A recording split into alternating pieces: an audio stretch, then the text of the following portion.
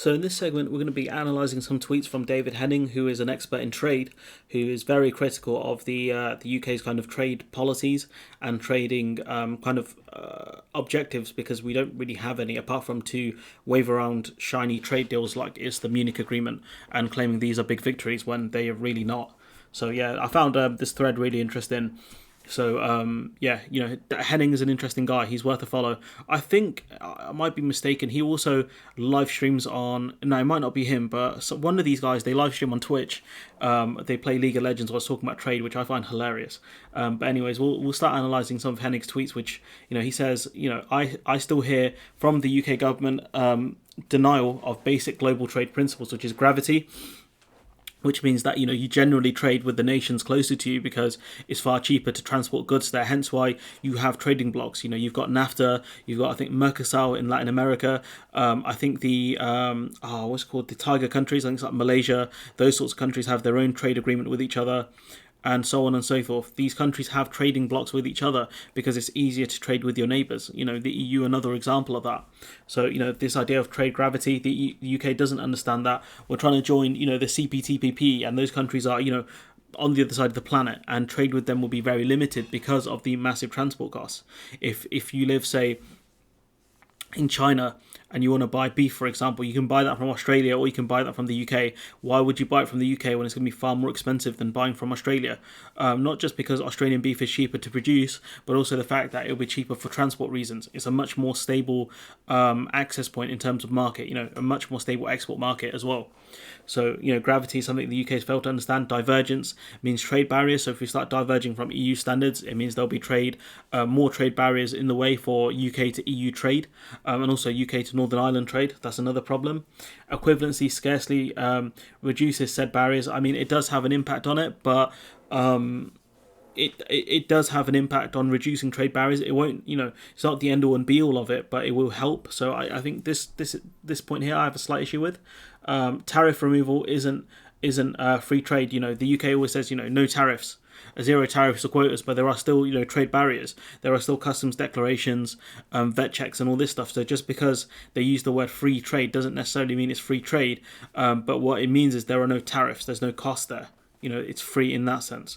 So, some good points here. I think I disagree with this third one here, but again, this man's an expert, so you would take his word for it.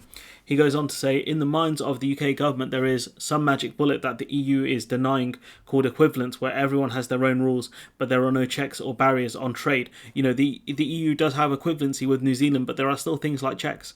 Trouble is it doesn't exist anywhere, and I think he's arguing that the UK is arguing that equivalency is the same as alignment, which we know are very different. The two things are very different, and hence why the UK arguing equivalency will solve the problems within Northern Ireland isn't actually true at all.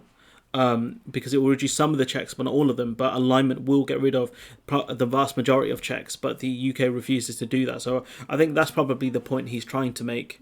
But again, if or if you somehow watch this video, let me know, clarify if you'd be so kind.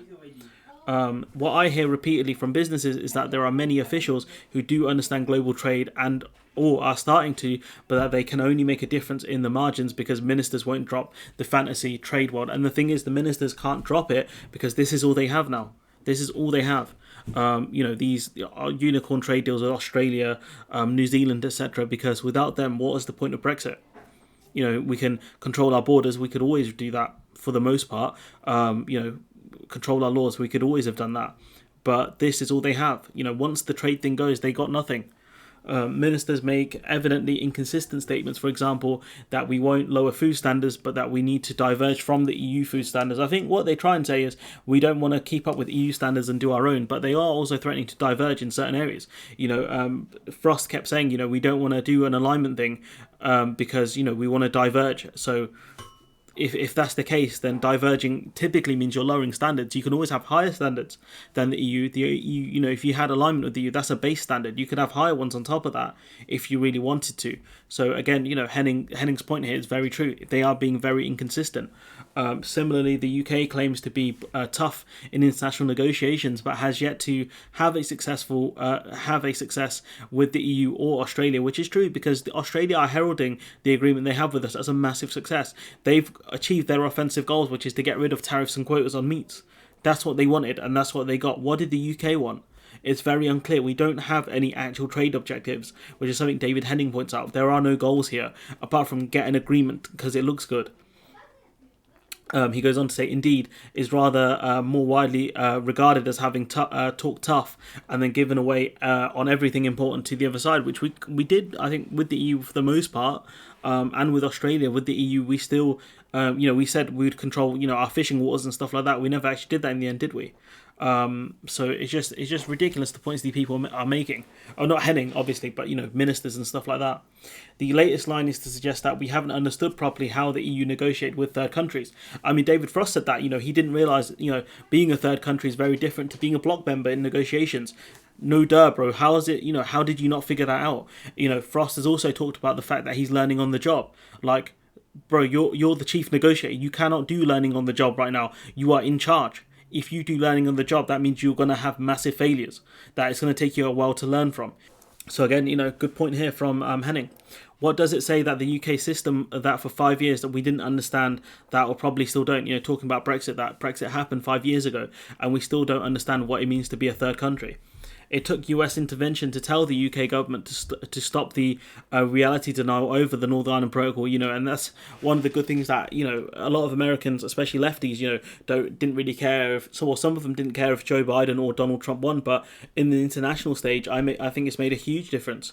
I don't think Donald Trump would have cared that much about, the situation over in Ireland and Northern Ireland, but Joe Biden does. He has made it his business, and absolutely, without the UK's intervention, we would still be saber rattling.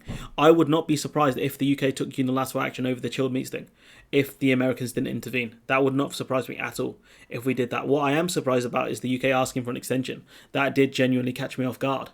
So Henning goes on to say, and even then there are still suggestions that the US didn't understand fully. Sure, they didn't understand the UK's approach, and there are good reasons for that, because the UK are being erratic. We are not acting as a normal kind of nation state. We are, threatening to break agreements, etc. When Trump was in charge of America and he took America out of the Iran nuclear deal, everyone was surprised by that because Iran hadn't actually broken any parts of the agreement, and that's what made the US erratic. We had no idea what they were doing. They came out of the Paris Climate Accord, stuff like that.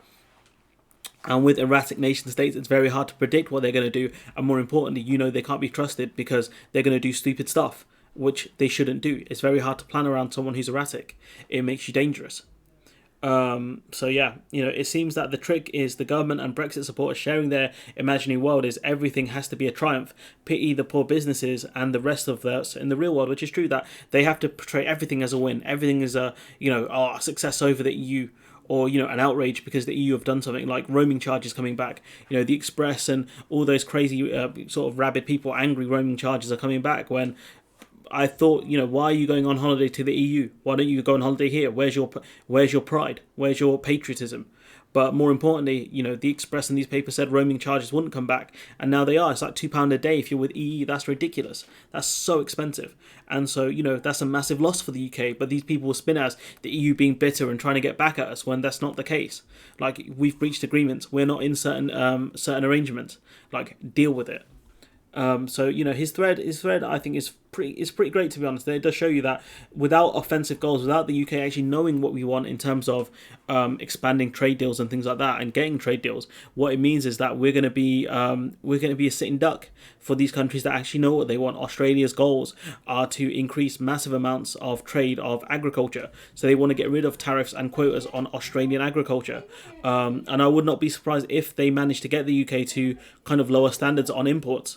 That would not surprise me at all. We haven't actually seen the UK-Australia agreement because the government keep hiding these agreements until they've been signed by Liz Truss. Like, what's that about? If your trade deals are so great, why are you hiding them? I don't think we've even seen the full UK-Japan deal either. We've seen kind of bits and pieces mentioned in the Financial Times, but I haven't seen a full comprehensive kind of document about it. That could be my ignorance, but because Liz Truss has managed to hide the details until they've been signed and voted on in Parliament, that causes a problem. There's no transparency here, and the UK are doing this because they know the trade deals they're getting aren't as good as the ones the EU have gotten or will get in the future. The EU is a much bigger player, much bigger population, much bigger, much more GDP, more people who can buy products.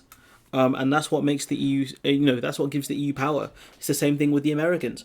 The reasons why Americans can be trade bullies is the fact that they have a massive population and a lot of purchasing power. And by the UK leaving the EU, we don't have as much purchasing power as we had before. When you trade in a bloc, you're far more successful than when you trade alone. Yeah, you have to make more concessions in certain areas, and certain countries may cause problems, like some small group of farmers in like Belgium or something like that. But overall, the trade deal you get will be far better as part of a bloc than it would be as a single entity. These people don't get that. We go to the dog. He says that it's less, yes, yet it's less complex and therefore sells better. Just the argument, just to argue that, oh yeah, it's complicated. The trade situation is complicated. It's not as complicated as people make out.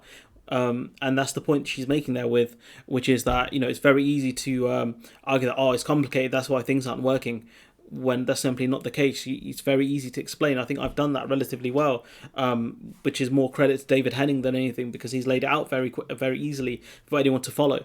But the British government keeps saying, "Oh, things are complicated," and things, other certain buzzwords, because they don't want to explain things, because they know if they explain things, they're going to look very stupid. She goes on to say it's also been repeated so many times and by so many people, so many officials, that it's hard to shake off. But I heard from ex-senior politician, read that in XY paper, heard it on TV, that so it must be true. The situation is complicated, you won't understand, or this is great, this is a win, stuff like that. And people parrot what they hear, when it's simply the case that the UK actually has no idea what's going on here. Henning points out very openly, the UK has no offensive goals when it comes to trade negotiations. The only thing they want is a trade deal, because they want the optics win. That's it. And if you're obsessed with optics wins, you don't care about the consequences of your deal. You don't care that farming will be decimated if you do a trade deal with Australia, because you don't care about them. All you care about is getting a deal on paper. The UK is doing the equivalent of just getting the Munich Agreement, which is, oh yeah, things are going to be great and these are promises that are going to happen, when that's not the case. That's what Brexit was, a massive scam. And the simple fact is, we're still being played by these people, and people still eat it up. I guarantee there'll be people like, oh yeah, the UK's got a deal with Australia and the EU don't. It's like, there's a reason why that hasn't happened yet, because the EU won't capitulate to what Australia wants. The UK did really quickly. That's why we've got a trade deal so quickly. It's not hard to figure out. Anyways, look, I'm going to leave it there. I've rambled on for a while. Let me know what you think in the comments below. Like, comment, share, subscribe, and hopefully I'll see you in the next one.